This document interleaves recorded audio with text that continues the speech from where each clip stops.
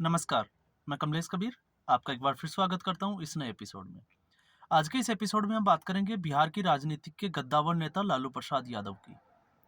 लालू प्रसाद यादव चारा घोटाले में कन्विक्टेड है और आपको पता ही होगा, लगातार वो जेल में भी रहे हैं और वो मुख्यमंत्री है जिनको सौभाग्य से कहें या दुर्भाग्य से कि जिस जेल का उन्होंने उद्घाटन किया, उसी जेल में जो है वो अपनी सजा पूरी करने के लिए पहुंच गए। हालांकि आपने देखा होगा बीच में जब इंडिया गठबंधन की मीटिंग्स चल रही थी, तब वो बीमारी के बहाने जो है वो बाहर जरूर थे। अब ये हम कानून की कमजोरियां कहें या कुछ भी कहें, लेकिन बड़े लोग इसका फायदा उठा ही लेते हैं।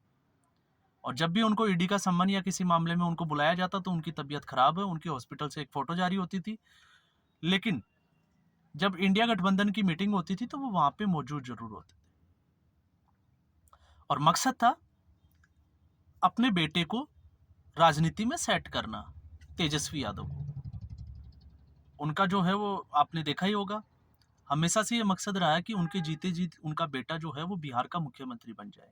और यही एक वजह थी कि जेडीयू के साथ उनका गठबंधन था, नीतीश कुमार यादव के साथ। इंडी गठबंधन में वो चाहते थे कि नीतीश कुमार जो है वो संयोजक बना दिए जाए और वो केंद्र की राजनीति में चले जाए, या हम इसको कहें कि वो बिहार छोड़कर दिल्ली की राजनीति में सक्रिय हो जाए। लेकिन ममता बनर्जी और अरविंद केजरीवाल ने उनके उसके बीच में भी एक अड़ंगा लगा दिया। आपको पता ही होगा, मल्लिकार्जुन खड़गे का नाम जो है उन्होंने आगे कर दिया और वहीं से जो है वो इंडिया गठबंधन में बिखराव शुरू हो गया। नीतीश कुमार की नाराजगी जो है वो सबको देखने को मिली। नीतीश कुमार इंडी गठबंधन से बाहर निकले और वापस से एनडीए गठबंधन में चले गए। उसके बाद में चाहे हम राम मंदिर का मुद्दा कहें और बाकी बहुत सारी बातें जो है वो होती रही।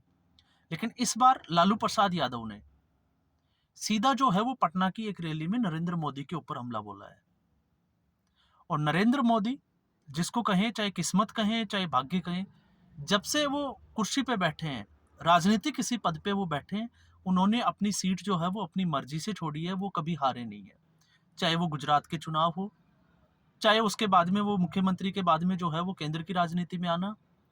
और आप एक चीज और देखिएगा, चुनावों से पहले विपक्ष की हमेशा से जो है वो एक और जिसकी हम बड़ी आदत की बात करें कि वो नरेंद्र मोदी के खिलाफ एक ऐसा वर्ड यूज करते हैं, एक ऐसा शब्द या एक ऐसा जो है वो वाक्य जरूर बोलते हैं जिसको नरेंद्र मोदी उस चुनाव के लिए एक नारा बना लेते हैं। और इस बार भी वैसा ही हुआ। लालू प्रसाद यादव ने सीधा हमला बोला नरेंद्र मोदी के परिवार के ऊपर। क्यों बोला, उसकी वजह क्या थी? क्योंकि नरेंद्र मोदी की बहुत कम उम्र में, आपको पता होगा, राजस्थान और गुजरात में जो है वो बाल विवाह होते थे, तो उनका भी बाल विवाह हुआ। लेकिन उनकी शादी जो है वो ज्यादा चली नहीं। वो बहुत कम उम्र में जो है उसके बाद में घर छोड़ के चले गए। आपको पता ही होगा वो तमाम तरह की बातें जो है वो सामने आती है, चाहे वो मेडिटेशन हो, आरएसएस से जुड़ना हो, वो तमाम तरह की।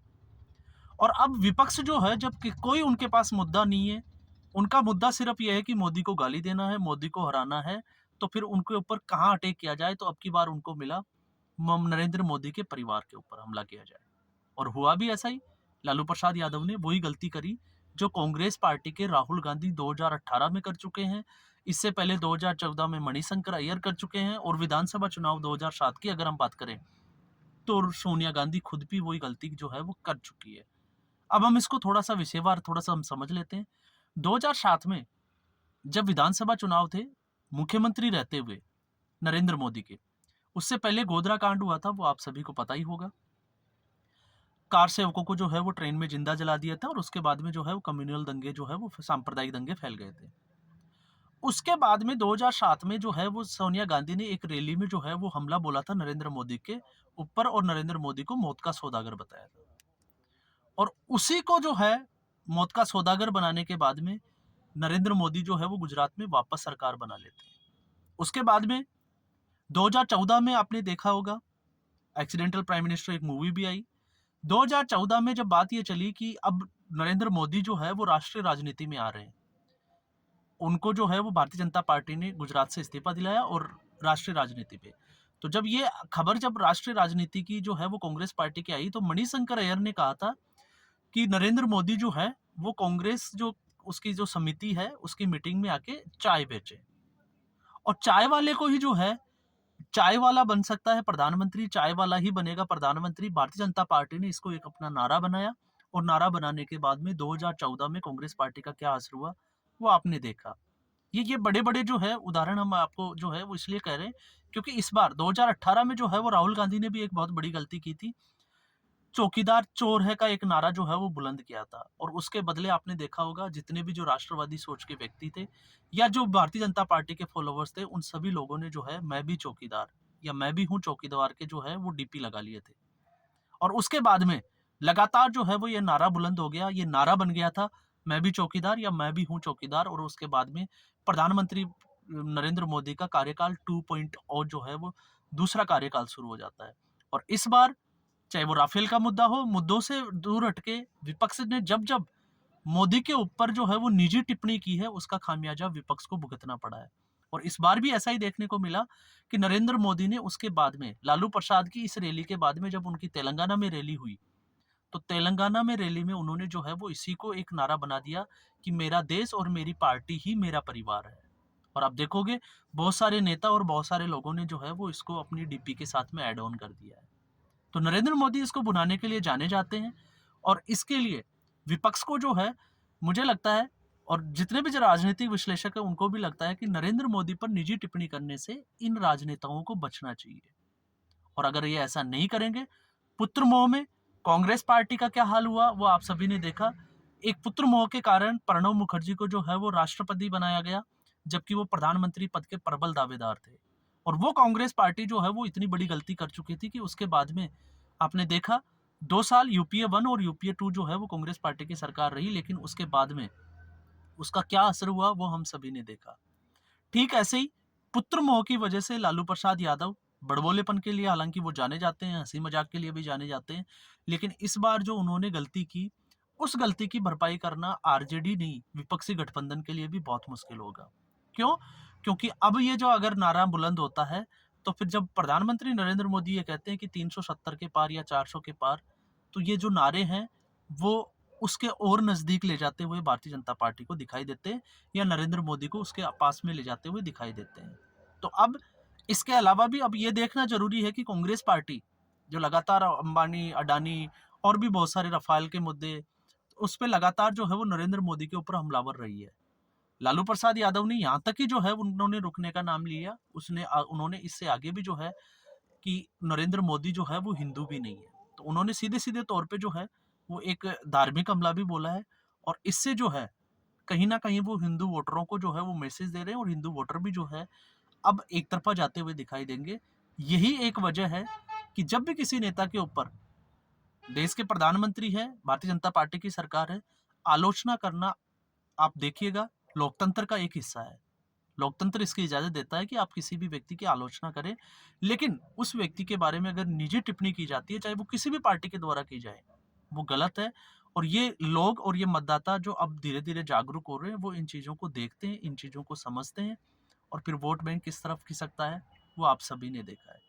जेडीयू से जब नीतीश कुमार ने जेडीयू ने आरजेडी से जब गठबंधन तोड़ दिया, नीतीश कुमार फिर 9वीं बार जो है वो मुख्यमंत्री बन गए, और इस बार भी जो है वो पटना में रैली हुई। और अगर भीड़ देखने को हम बात करें तो विपक्ष जब ये हुंकार भरता है कि देखो जी इतनी भीड़ आ गई, तो प्रधानमंत्री मोदी की उस रैली में आपने देखा कि भीड़ कितनी थी। तो इससे भी ये साबित होता है कि प्रधानमंत्री मोदी जो है वो आज भी प्रधानमंत्री पद की रेस में बहुत आगे हैं। उनके सामने विपक्ष का कोई भी नेता जो है वो आसपास भी नहीं टिकता है। तो ये स्थिति जो है वो विपक्ष की बनी हुई है, और विपक्ष, इसको हम फ्रस्ट्रेशन भी कह सकते हैं, इसको हम कह सकते हैं तनाव भी कह सकते हैं। और जब 2014 के बाद में विपक्ष को कुछ मिल नहीं रहा, तो अब वो जो खींच है वो सीधे तौर से अगर हम देखें तो वो अब नरेंद्र मोदी के ऊपर निजी हमलों से ये लोग निकालने की कोशिश कर रहे हैं, और इनका खामियाजा इनको भुगतना ही पड़ेगा। ये 2024 में ही नहीं, आगे भी अगर इनका यही हाल रहा, ये लोग ऐसे ही टिप्पणियां करते रहे, क्योंकि उदयनिधि स्टालिन, उन्होंने भी हिंदू धर्म के ऊपर जो है वो टिप्पणी करके देखी, और सुप्रीम कोर्ट से आज हमने देखा कि उनको भी जो है वो कड़ी फटकार लगाई गई है, और उनके वकील थे अभिषेक मनु सिंह भी। तो कांग्रेस पार्टी ने जो है वो लगातार हिंदुओं को एकीकरण का अगर किसी ने काम किया है, तो भारतीय जनता पार्टी को इसका क्रेडिट जो है वो नहीं जाना चाहिए। इसका क्रेडिट जो है वो कांग्रेस पार्टी को जाना चाहिए, क्योंकि देर सवेर कांग्रेस पार्टी के ही कुछ लोग, क्योंकि मैं कांग्रेस पार्टी का नाम इसलिए ले रहा हूँ क्योंकि उदयनिधि स्टालिन के जो अभी मुख्य जो वकील है वो है अभिषेक मनु सिंघवी। 370 जब हटाई गई और उसके खिलाफ जो याचिका लगी तो उसके जो वकील रहे वो रहे कपिल सिब्बल। राम सेतु को तोड़ने की बात आई, राम काल्पनिक है, तो उस वक्त भी कांग्रेस पार्टी के वकील थे कपिल सिब्बल। तो कांग्रेस पार्टी ने ऐसा कोई मौका जो है वो हाथ से जाने नहीं दिया जिससे कि वो जो है ये साबित कर सके कि ये पार्टी जो है वो तुष्टिकरण नहीं करती, ये पार्टी जो है वो हिंदुओं की हितैषी है। लेकिन लगातार समय के साथ ऐसे बोल बोल के और इन पार्टियों ने अपना बेड़ा कर किया और हिंदू विरोधी हो गई और उसका फायदा जो है वो सीधे तौर पे भारतीय जनता पार्टी को हुआ। तो आज के एपिसोड में बस इतना ही। उम्मीद करूंगा आपको ये एपिसोड पसंद आया होगा। पसंद आया लाइक करें, शेयर करें और चैनल जरूर सब्सक्राइब करें। धन्यवाद।